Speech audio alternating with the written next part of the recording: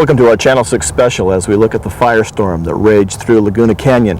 This was back in the late October of 1993, and we're going to be looking at several different agencies and organizations, how they responded, and how Leisure World was protected during that firestorm. Obviously, a lead agency in something like this, the Orange County Fire Department. Joining us today is Battalion Chief Dan Runestrand with the Orange County Fire Department.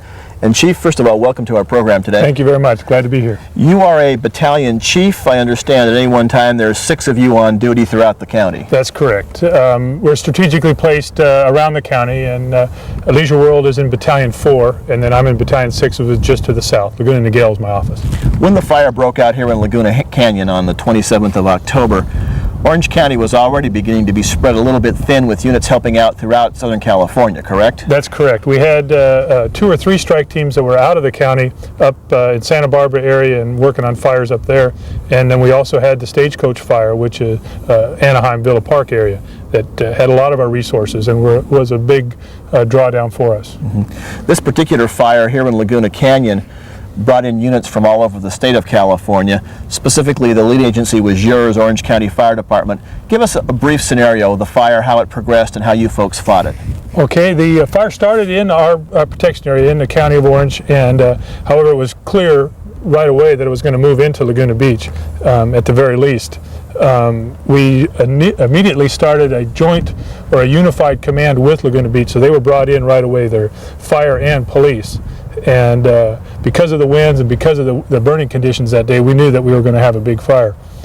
So we started that, immediately asked for several strike teams. I believe the first request was for 10 strike teams, which is 50 fire engines. And also we asked for aircraft. And but again, the whole state was in a state of crisis as far as the number of fires, so those resources were hard to come by. However, we did get some, and we started, and our initial plan was to hold it before it got to Laguna Canyon Road, but the winds were just too severe. As soon as it got to the first hill, we knew that it was going to be a lot farther before we got in front of it. A lot of our folks in Leisure World could see the smoke and see the flames.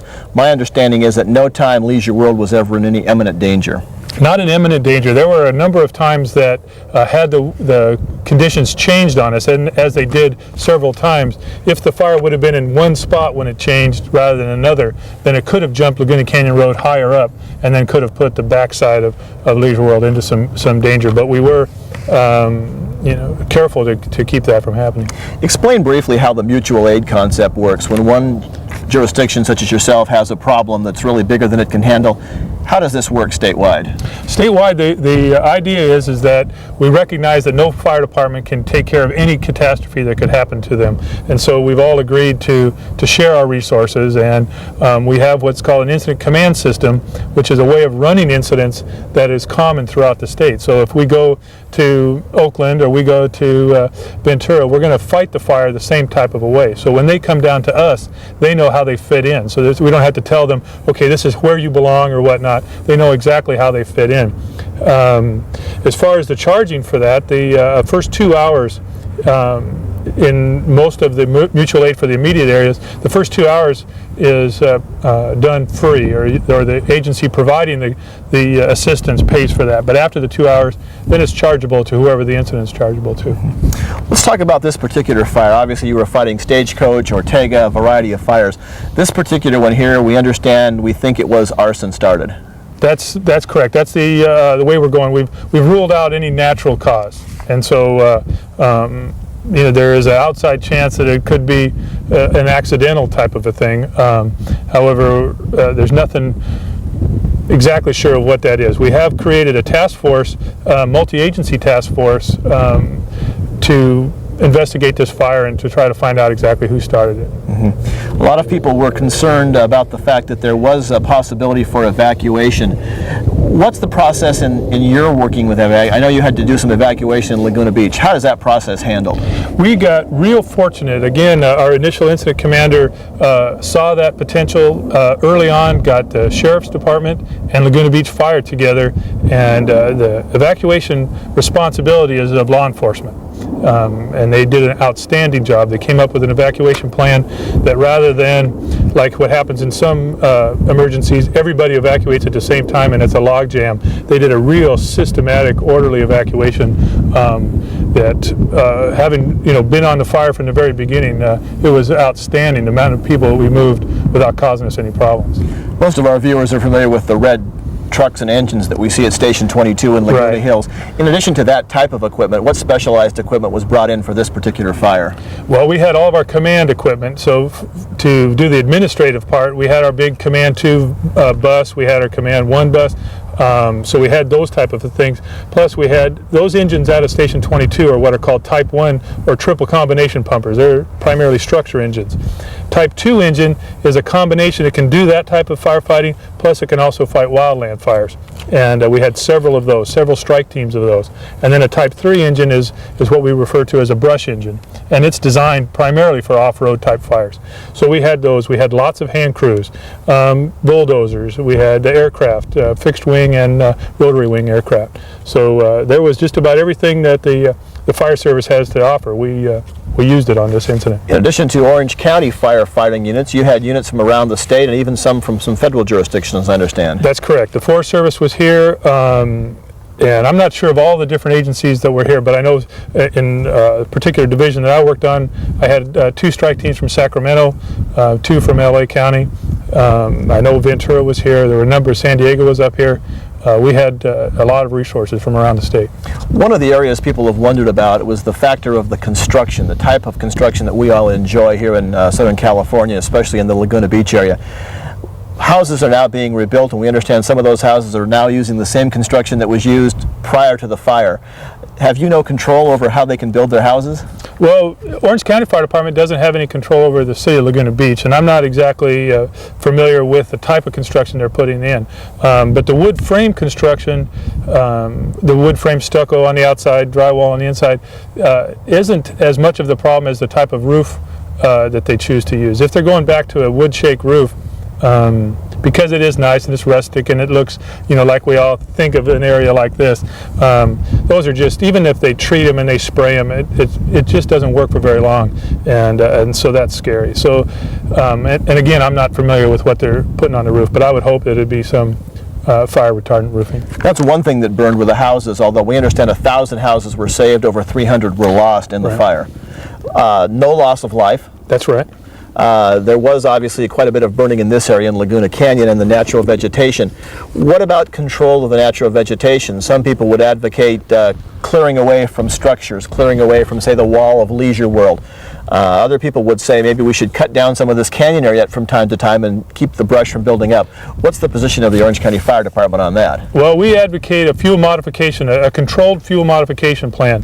For the immediate structure area, a minimum of 30 feet and maybe up to 100 feet of completely clear of burnable vegetation. That means you can have grass and bushes and irrigate it so that you have green, but you don't have anything that's going to cause an immediate threat to the house. And it also allows the firefighters to get in there and protect it. As far as the other areas, one of the problems with Emerald Bay, and one of the causes, and not certainly the only cause, but one of the causes, is that it was a very old growth. It hadn't burned for a long time, and so when it got in there, it was so hot, and it was so well established that there was very little we could do with it. So we do advocate some organized, controlled, going through and burning out areas or modifying the fuels so that if a fire does happen, we have some means of controlling it. Obviously, we all learned something during this fire, ways we could have done our jobs better. What have you folks learned in your post-fire evaluations of how this could have been handled maybe differently or more efficiently for the next time that something like this might happen? Well, I think to make it more efficient, we did have some communication issues. One of our repeaters burned down, and that caused some communication plans, and it took us a while to take care of that. One of our command post had to be moved a few times because of the way the fire went, and we learned some issues with that.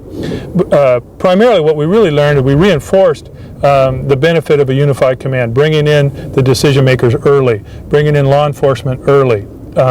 Setting up that kind of a command structure. Mutual aid worked marvelously. We reinforced the need for aircraft early, and are in the process of working, trying to do something to affect our aircraft.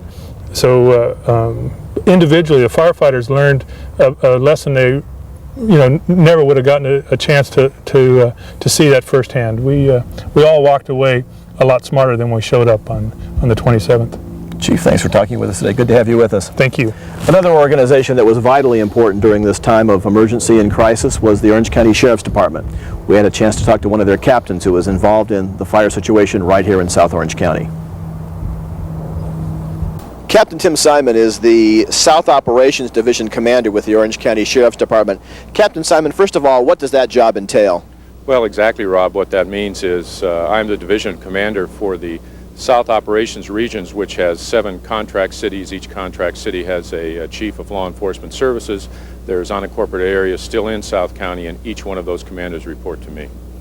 Recently, with the fires in late October, we had what's called mutual aid. Can you explain what mutual aid's all about and how the Sheriff's Department gets involved? Well, mutual aid in any type of situation, in any type of area, is where a local law enforcement entity or any governmental agency faces a situation that demands resources beyond that individual agency's capability to respond.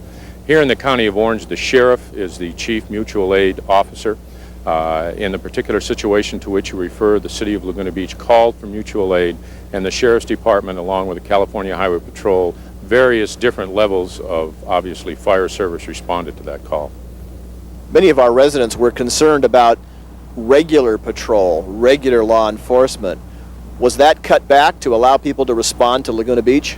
Actually, just the opposite phenomena occurs. When any large agency, and the Sheriff's Department here in Orange County is included in that, responds to a mutual aid request of that size, we go on what's called a phased mutual aid response. We end up putting all of our operations people on a 12-on-12 shift, and normally what happens, and what happened in this particular community here, is the on-street law enforcement personnel are increased from 30 to 50%. So you actually don't lose, you gain for the period of time the disaster response is in place. In Laguna Beach, in Malibu, and several other of the fires that took place in October, communities were forced to evacuate. Fortunately, Leisure World was not forced to evacuate. If that would have been necessary, what would have been the involvement right here in Leisure World of the Orange County Sheriff's Department? The Orange County Sheriff's Department would have set up a command post in very close proximity to Leisure World. We had plans in place trying to forecast with the fire department exactly what was going to happen during that period of time. The Sheriff Department would have relied on Leisure World security. We would have put into place the evacuation plans that are part of any type of disaster situation such as the one we experienced then.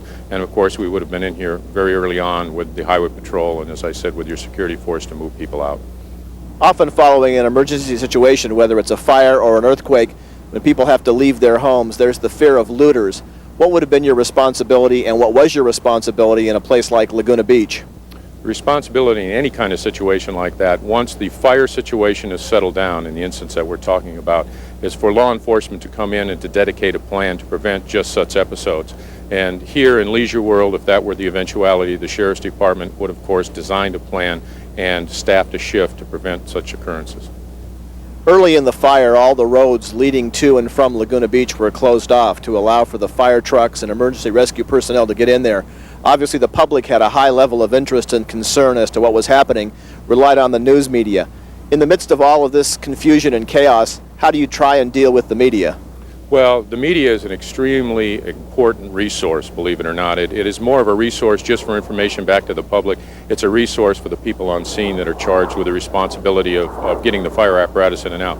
At the Sheriff's Department, we have a lieutenant who is in charge of press information. He is one of the first people that respond to an area where we set up a command post with an incident commander, and it's his responsibility to deal with the media and to get the proper word out and the correct information to the media and then out to the public.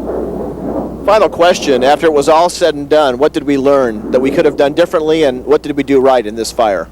Amazingly enough, I have been to a couple of meetings between ourselves, the Sheriff's Department, the fire people here in Orange County, the California Highway Patrol, and others. We are critiquing the situation. We are very pleased with the way law enforcement, the fire department, and the community in general came together. Things that you can always judge can be done better. Generally, we discovered in this particular instance it was logistic in manner. And we feel very fortunate there was no loss of life, and very fortunate that we were able to come together and solve the problem.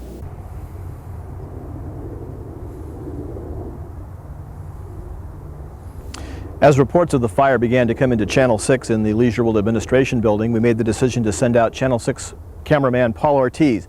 Paul shares now some of his shots and thoughts from the fire.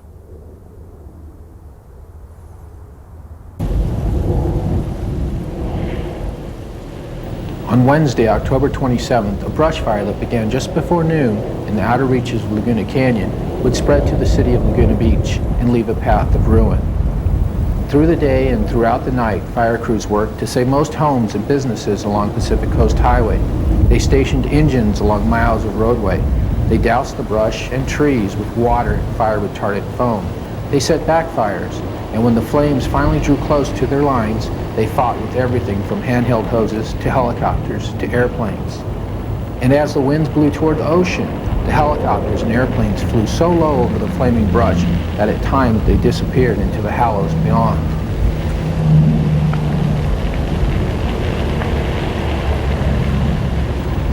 The pitched battle by the ocean was one of the most dramatic episodes in a day and night of feverish efforts to slow an inferno that was controlled more by the terrain and by shifting winds than by the hundreds of firefighters along its flanks. The hillsides of dry brush crackled as it was swallowed by orange flames, shaped by the wind, hugging the ground, and leaping 100 feet into the air as the air currents changed. It was a race against time and the fates.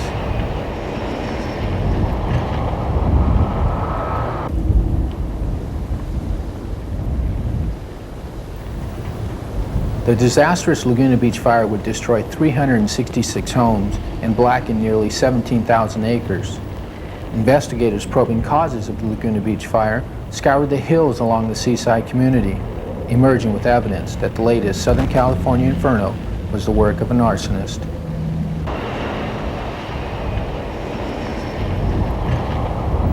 The usually quiet and rural neighborhoods of Laguna Beach would be left in ashes. Fireplaces stand alone as a grim reminder of what was once their home, and a grim reminder of the perils of living too close to nature.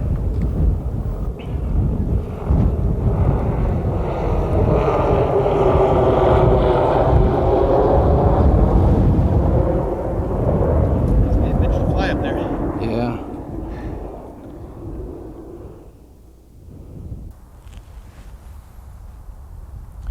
Many residents were concerned about the fire and the threat to their homes in Leisure World. Helping to protect all of us during this time was our security division. Dan Woodward gave us a report on how they reacted during the fire. We had a disaster plan pretty much arranged for almost anything. When this fire came along, we simply adapted our disaster plan to meet the specific needs of this situation. Our sergeants were up in the afternoon that day talking to a variety of people. We were going from door to door, notifying people of what was going on, the fact that there was no evacuation necessary at that time, just doing some reassurance mostly. Now, had there been an evacuation necessary, we were prepared with 8 different buses and bus drivers. We were prepared to go into those affected communities with the PA systems at high volume on our vehicles. We would have followed that up with door-to-door canvassing. We would have had help by Orange County Sheriff's Department in doing all of this. And we would have also been on Channel 6 letting people know what clubhouse they were to or clubhouses that they were to evacuate to.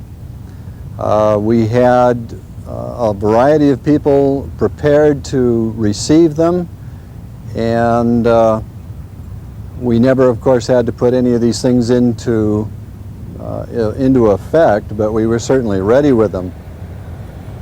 We also had a variety of other contingencies.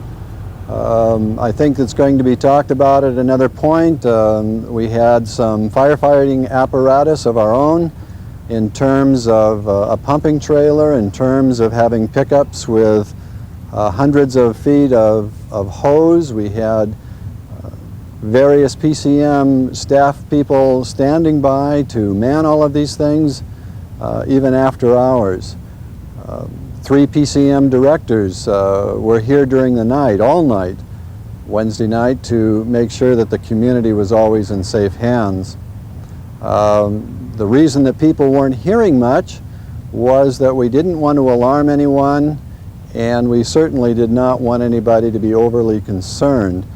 Perhaps there wasn't enough information to allay that concern. That's something that we can work on for future events. We found out about an interesting source of backup for the firefighters here in South Orange County.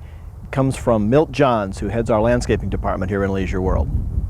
Rob, thanks for allowing me to discuss some of our preparedness measures that we recently had a chance to line up. Fortunately not exercised recently with the firestorm experience in Laguna Beach and the surrounding areas. I'd like to take this opportunity today to discuss some of the preparation measures that we put into place and had ready to go on Wednesday night of the fire. Of course, you remember the fire was raging Wednesday night and into Thursday morning. I believe it wasn't until Friday that containment was had. But on Wednesday afternoon, late afternoon, in discussing preparation efforts with Dan Woodward and other staff of PCM, I volunteered the use of our hydroseeding machine. And this hydroseeder is a machine that will carry 1,100 gallons of pressurized water.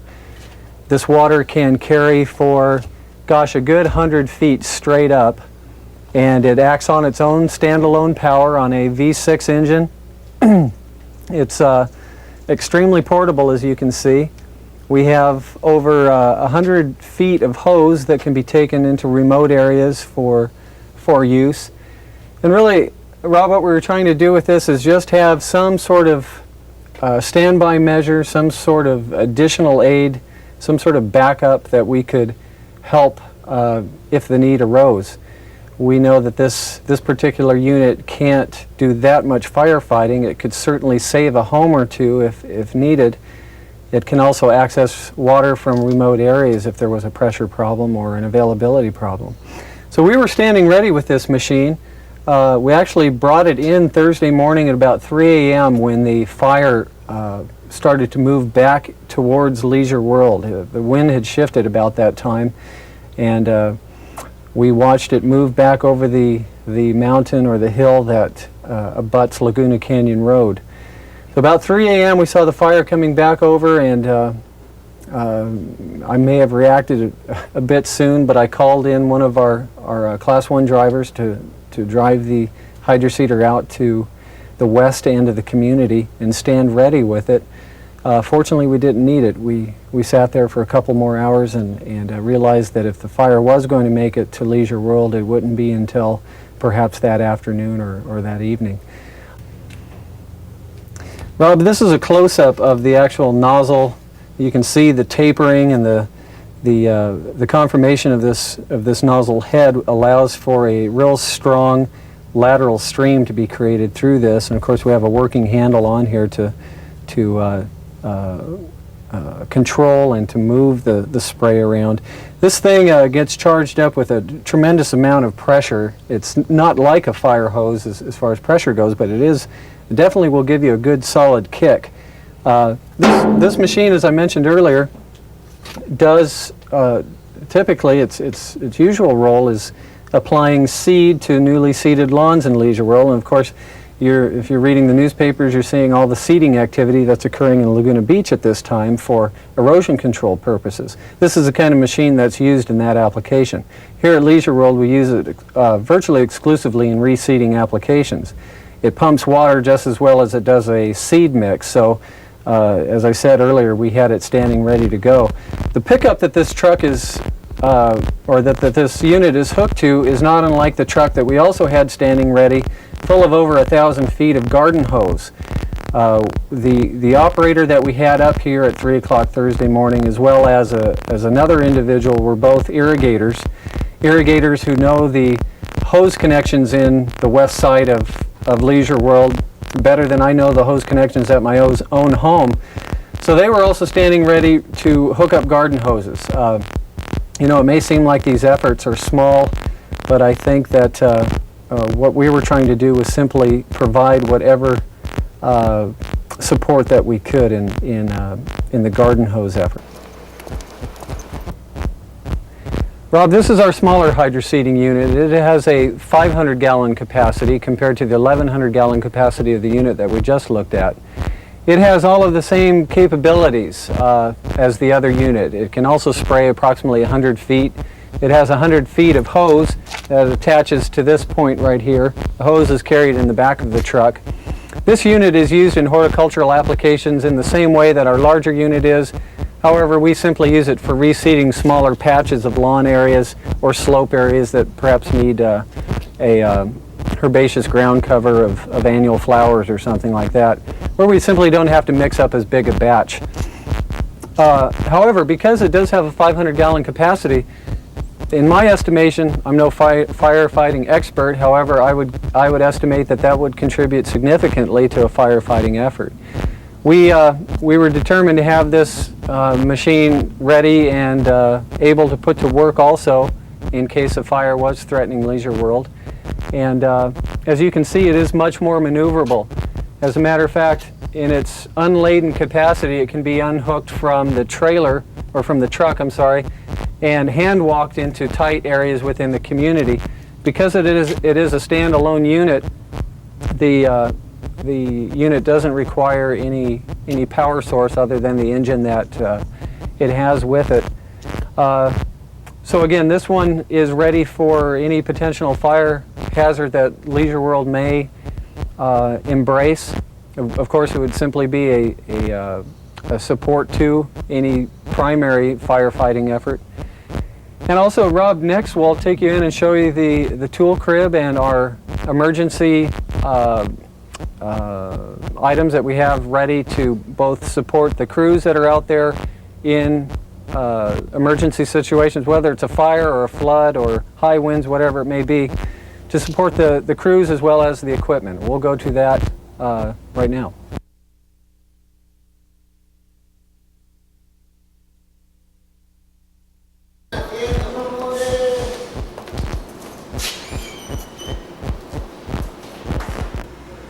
The supplies that back up and support the field crews are also supplies that we have standing ready for emergency calls. As you can see, we have general landscaping tools that are always at hand, but also at hand within this tool crib that's always accessible are emergency implementations such as axes, poly sheeting for erosion control, slide cleanup.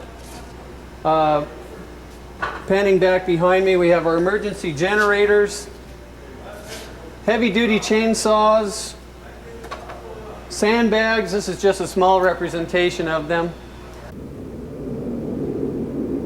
Rob, as you can see over in this area, we've got our various ropes and chains that we can use for applications in wet weather. When we have the need to pull a piece of equipment out that might be stuck, or we need to remove heavy tree limbs, or really anything that requires any winching or moving. We've got a heavy pulling mechanism, winches, sorted wire, really just about any type of accessory tool or equipment that you would need for an emergency response. As you can see up here, we keep gas on hand, both regular unleaded for conventional engines and fuel mixtures for two-stroke engines. We also have chainsaws that are cycled into the tree crews operation. Eventually, these will hopefully will end up in the tree crews operation and not assembled on an emergency basis for an emergency response. Safety is always a measure. We always keep safety signs and equipment around for emergency setup. And as you can see, this is our emergency response box where we have, I think, 7 chainsaws available. Most of them are light duty, 3 horsepower saws. We do have some larger, more heavy duty saws for heavy cutting jobs. You can see we're armed with flashlights and hard hats, more safety equipment, first aid kits, backup batteries, earmuffs, and the likes that, again, are safety type of materials. And over here to my left, This is a general type of support material that the landscape crews use on a daily basis.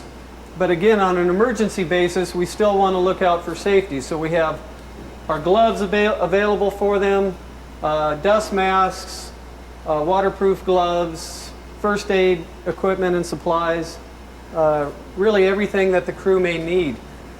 As I mentioned earlier, Rob, we also have, on Wednesday afternoon, while the fire was raging in Laguna Beach, we made contingency plans for crew members or landscape members who live in the immediate vicinity to be on call, on standby, just in case they needed to come into the community. We had about 24 landscape individuals who were ready to come in at a moment's notice, who were, as I said, put on call and told that, you know, gosh, if we need you, be ready to come into the community.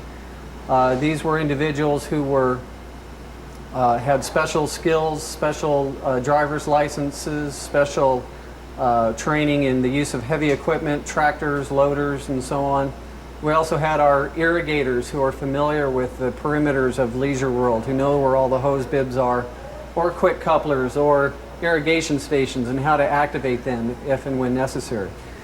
So again, we did everything that we could to be ready. Now, how much that would contribute to an overall firefighting effort, I don't know, but at least we could have contributed our share. Rob, I wanted to thank you for coming up and visiting us up here at the Landscape Division and seeing some of our ins and outs. And I'd like to invite the community, if they have any other questions or comments, to give us a call and we'd be happy to address them. Thank you.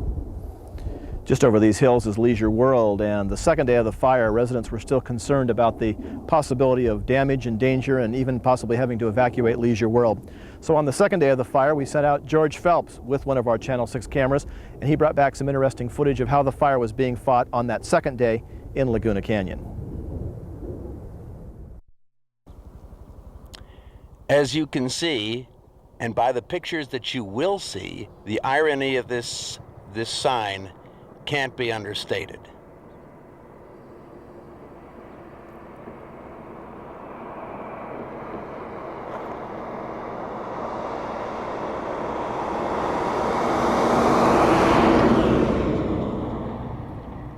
By the way, if you caught the special coverage that Paul Ortiz was able to videotape yesterday, this is the area that you saw burning.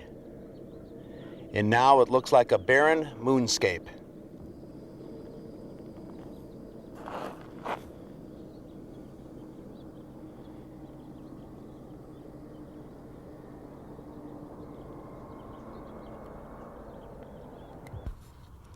Further up Laguna Canyon Road from the sign you have just seen is that beautiful pristine lake, which has been earmarked to be saved as a result of the folks who have been working in the Laguna Canyon Conservancy and many folks in Leisure World in making sure that this area remains pristine and clean. In the background, as a matter of fact, you can see Leisure World. But on the other side of the road, this pristine scene is completely different. Yes, the reality on the other side of Laguna Canyon Road from that beautiful lake is a raging fire.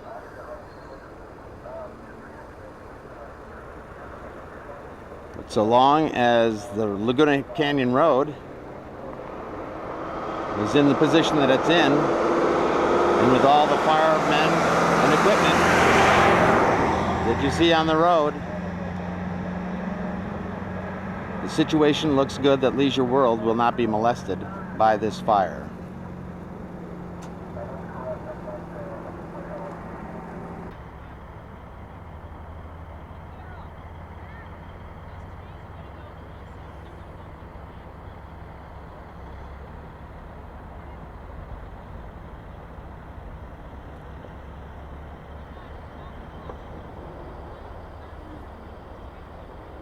What you see in the foreground now is a small body of Marines who are overseeing the fire from the safety of the previously burned out area. You can now hear the rumble, almost like thunder, as the flames advance. Oh, hurry, hurry, hurry! I don't know. You can hear this cyclonic. Oh God, I've got to get my camera. Hurry!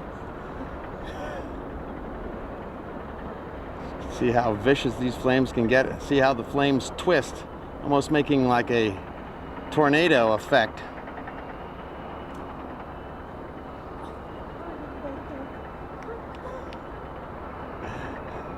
We have a naval photographer here who's looking for a beta cam right now. He's going crazy, Christy. Who's going crazy and missing all this, which while we were lucky to stay on. This is what we're seeing. Yes, no problem.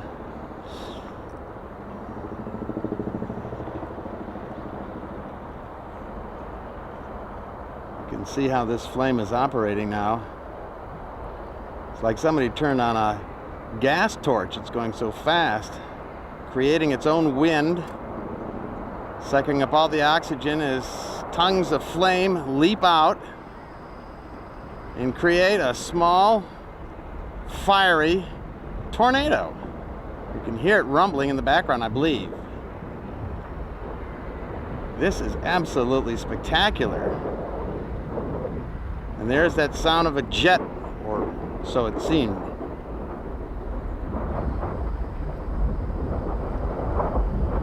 You can see how it's sucking up all the air around it, sucking the flames into it. We do have a tornado here as a funnel cloud goes up into the sky.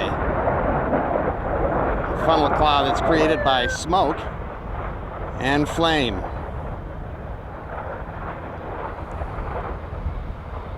All of this is being sucked up into the vortex of this mini flaming tornado. That's the only way I could describe it.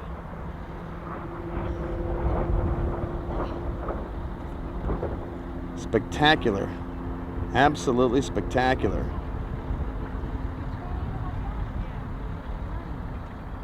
There it is. Now look at this. Now you can see the smoke and dirt and debris being sucked up into it, being thrown around. This is spectacular.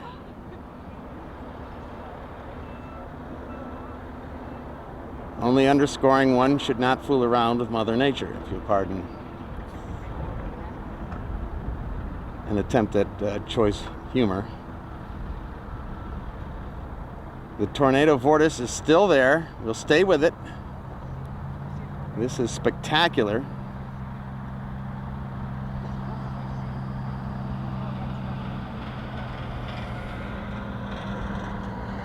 Absolutely spectacular.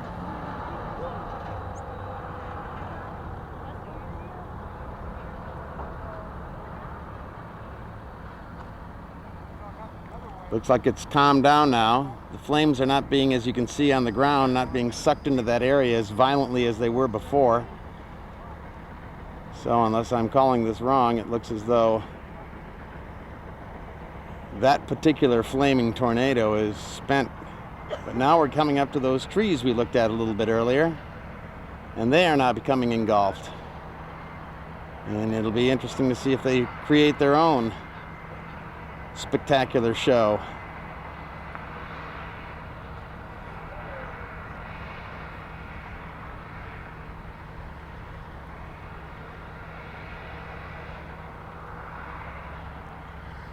Coming up in the foreground, as you'll see, is the bulldozer. One of the operators running by happens to wear one of these reflective jackets on to protect them from the heat.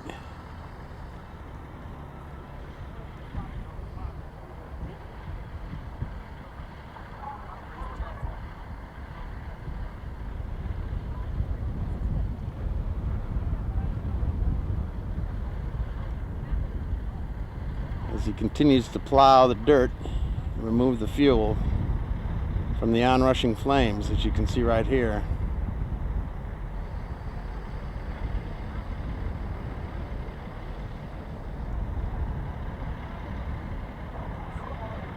On the other side of the trees, it looks like another flank of fire is coming our way.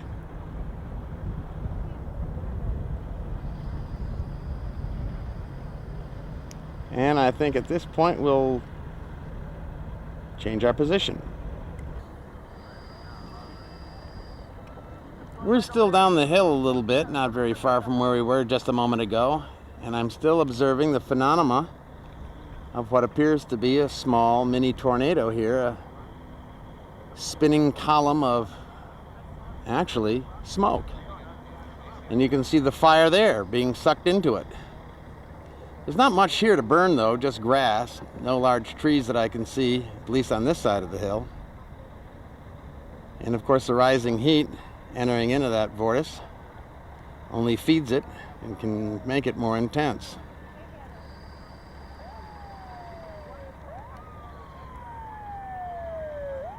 But you can see how a fire like this unchecked can get out of hand real fast and cover a lot of territory.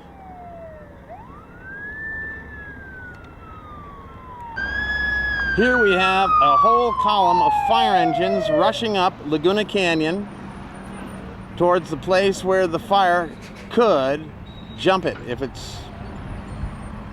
were to do that. So it looks like the fire department is ready to prevent any occurrence of that nature. Presently back at the lake behind Leisure World, next to Laguna Canyon. And what the firefighters are doing here with this helicopter is taking this bucket, which is now empty, and I think he is going to try and load it from this lake. And we'll see exactly how he pulls this off. Apparently they can control this from inside the cockpit of the helicopter. And as he lowers himself into the lake, right next to Leisure World, or at least the bucket I should say,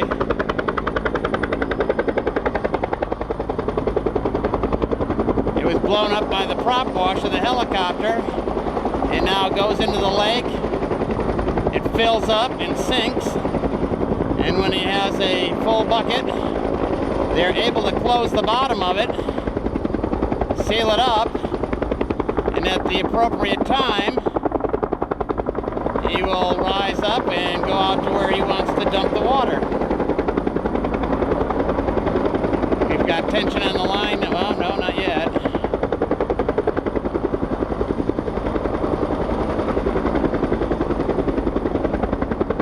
This adds a considerable addition to the weight of the helicopter itself, so it's not going to come out as quickly as it went in. But it certainly allows the flexibility of the utilization of any nearby source of water, even if you don't have a road to it. If you have a helicopter and one of these buckets, you can have access to water for whatever fire you want to fight. He is now obviously taking the bucket out of the water, and hopefully he will not douse me with his load.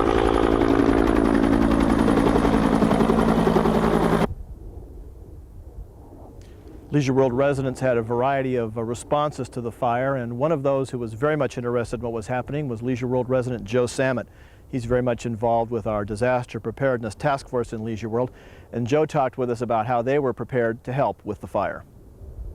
Joe, we're at Clubhouse 1, our original clubhouse here in Leisure World. This cabinet behind us contains disaster supplies. I understand this is typical of what we would find at various locations around Leisure World. There's a first aid cabinet in every clubhouse in Leisure World, and it's supplies with first aid equipment of all types. And back here on the floor, we have a trauma kit that would cover 15 people. Of course, all these supplies are not enough for 22,000 people. This is just a central supply. Everybody in their manor should have their own first aid kit of some type. Okay. We cannot put enough supplies away for 22,000 people. Now, we mentioned Clubhouse 1. All 6 of our clubhouses would have some of these same supplies. I also understand the administration building has some supplies as well for emergency preparedness. In every one of the clubhouses is a cabinet like this and a trauma kit of this type, including the administration building. Now, you mentioned trauma kit. That sounds like something that a trained medical person would have to use. Would that be our doctors group, our nurses group, or would anybody use this? This could be used by anybody. There's no narcotics in here. There's no medications. It's just a trauma kit, period. We do have also some equipment that our doctors and nurses group also have more advanced medical things they can do. There's a certain supply of medications that they do have, yes. And they're assigned to those individuals? They're assigned to, there's nurses and physicians and psychiatrists assigned to everyone in the clubhouse in Leisure World. Okay. We see a variety of equipment in here, first aid type of equipment. Who's responsible for, first of all, purchasing this equipment and then making sure it's restocked when needed? The Earthquake Committee is funded by GRF. The Earthquake Committee is responsible, and the nurses are responsible for the supplying and stocking of these cabinets. Okay. In addition to these, you mentioned we should have some items at our home. Maybe you can show us next some of the things we should all have. Okay, Joe, we're looking now at some of the items that you're suggesting that really everybody have in their home in Leisure World, and even for some people possibly if they have a car, some of these same items in their automobile. Start out if you can and just run through some of these things. Tell us what you think the average person needs to have. In the trunk of every car and the home and everybody's home, there should be a supply of first aid kit. This kit is for 2 people. This kit is for 1 person. Have a supply of first aid material. Here's packaged fruit, packaged food, and here these are Mylar blankets. Toilet paper, obviously. Water, some more water. A portable telephone, a portable radio, so you can hear the news in case there's no electricity, some cash. Now people ask, why cash?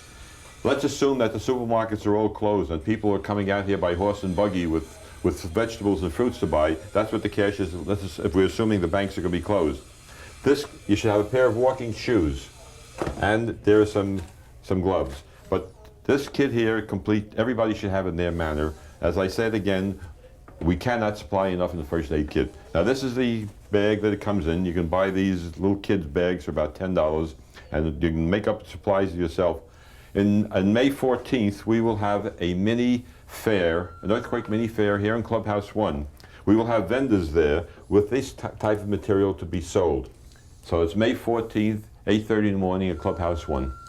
Joe, a lot of our residents were concerned that during the fire that the disaster preparedness group was not ready to go into action. What were you prepared to do, and what did you do during the fire back in October? Actually, it's a little fuzzy because we have never been really concentrating on disaster. We've been concentrating on earthquake. We are now going through the process as a committee, going to give a report in about a month, actually what our duties would be in a disaster, working with this and under the security department. It's really not clear at this point what our job will be. Okay, but in the case of the fire, we know you were standing by in case there had to have been evacuation. You would have been a part of that. Some of these first aid supplies might have come into use if in fact they would have been needed. Fortunately, the wind shift at Leisure World was spared from any damage from the fire, but you were standing by. If there was an evacuation, what we were going to do is have our people knock on the doors and advise the people and comfort them what to take with them and how soon they would have to evacuate. That was part of the job at that point. Right now it's being evaluated. We're not sure which our job will be. I just have a couple of items here that are very handy while we're talking about it. This is a kit that should be used to secure your water heater. We'll have these on sale on May 14th. And this is the hose that will drain your hot water heater for potable water. We'll have these on sale May 14th also. Good. Some of the items that are available through our Earthquake and Disaster Task Force, they'll be having that fair. You also have an office in the administration building. You're open about 4 mornings a week. We're open from 10 to 12, Monday through Thursday, and our phone number is 951-2237. We can always use volunteers to work as captains and coordinators. There's a constant change all the time. Not every building has a captain. Our aim is to have a captain on each floor of a 3-story building and all manners. It's really not a big job. If you would like to volunteer, just call us at 951-2237. Extensive fire damage was reported in Laguna Canyon. Mary Fagris of the Laguna Canyon Foundation told us about the damage and the future plans for the canyon.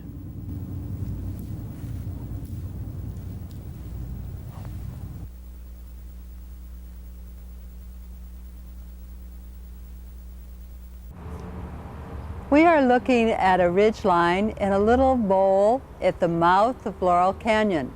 You can see the fire did sweep through this area, but nature has already started to make a comeback. The California oaks, we're not sure if they are alive or dead. It'll take a season or so before the truth is known, but they really look quite healthy. You can see that erosion is part of the concern of a fire. The rains that we've had so far have washed some of this dirt down towards the bottom of the bowl. But thanks to the efforts of a consulting firm, Woodward and Clyde, and the California Conservation Corps, many hard measures have already been put into place to control the water.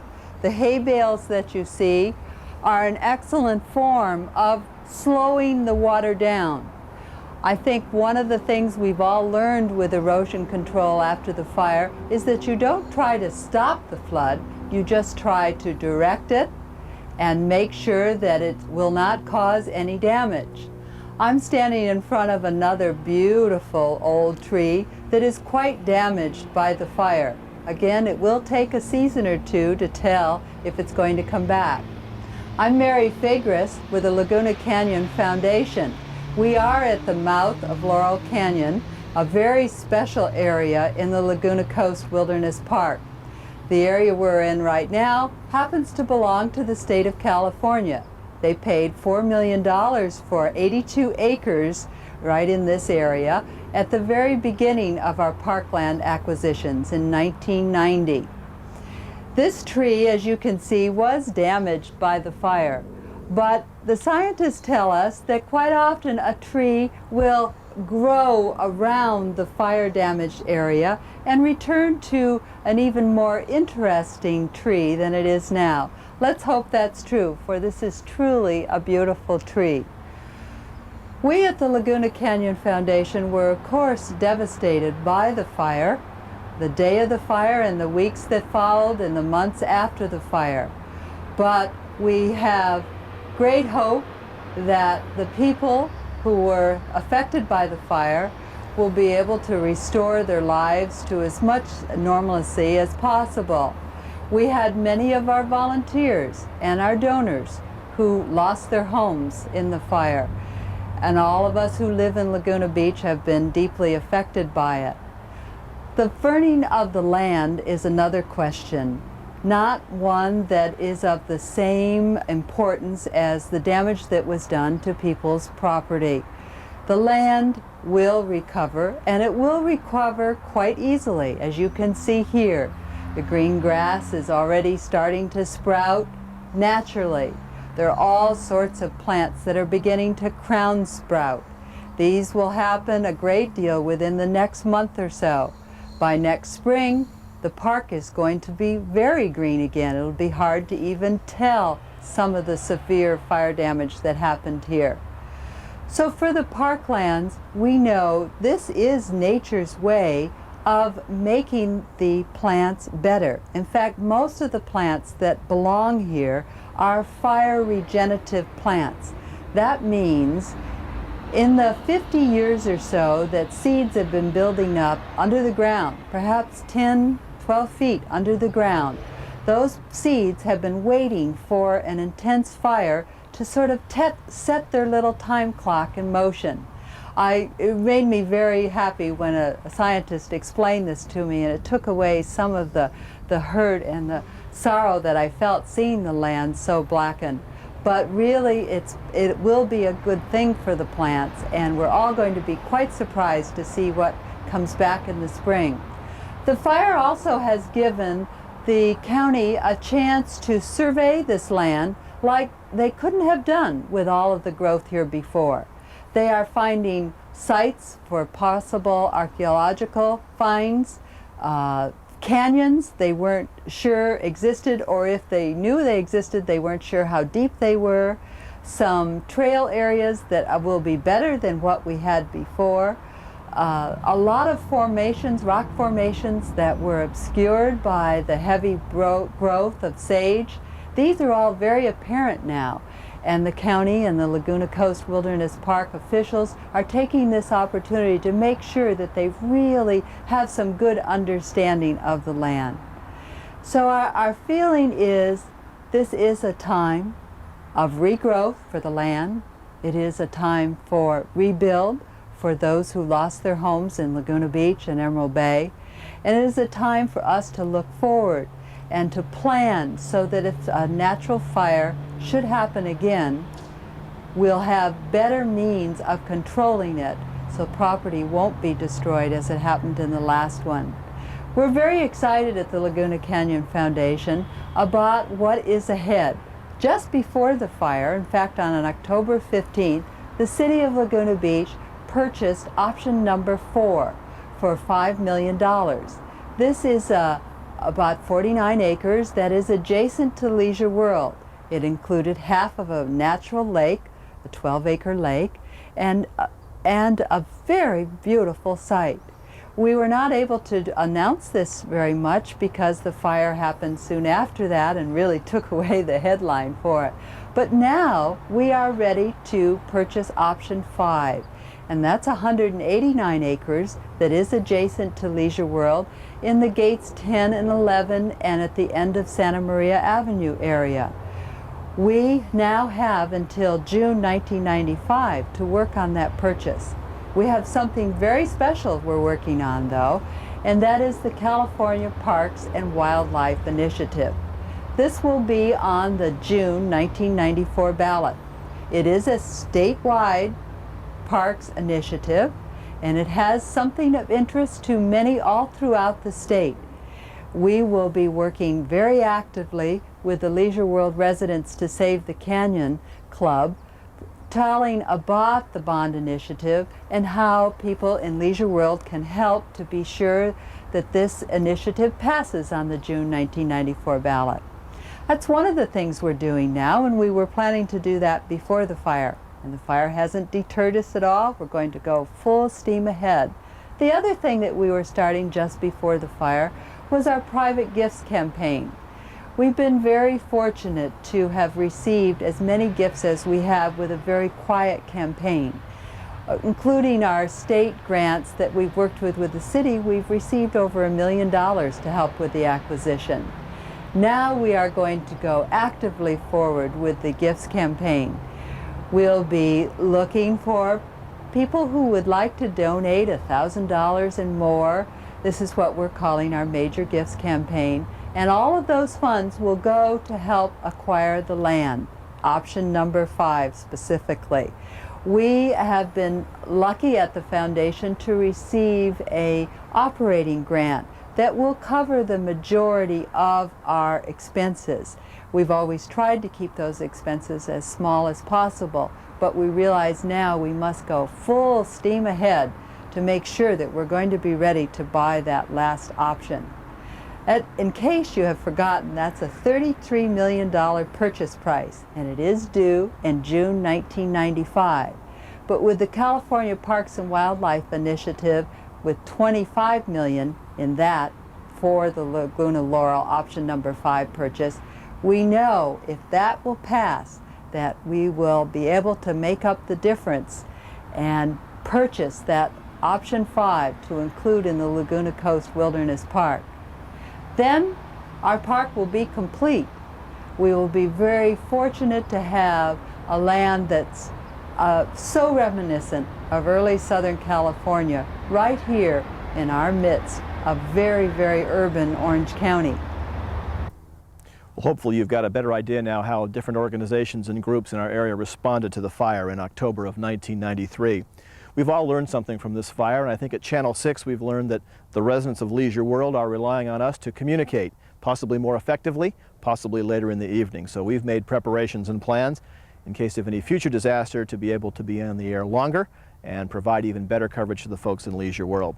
Thank you for being with us for our fire special. We hope we don't have to repeat this information in the future. We hope that this will be the last of these bad fires in our area. But it's good to know that all the organizations involved have learned something and are better prepared for future emergencies right here in South Orange County.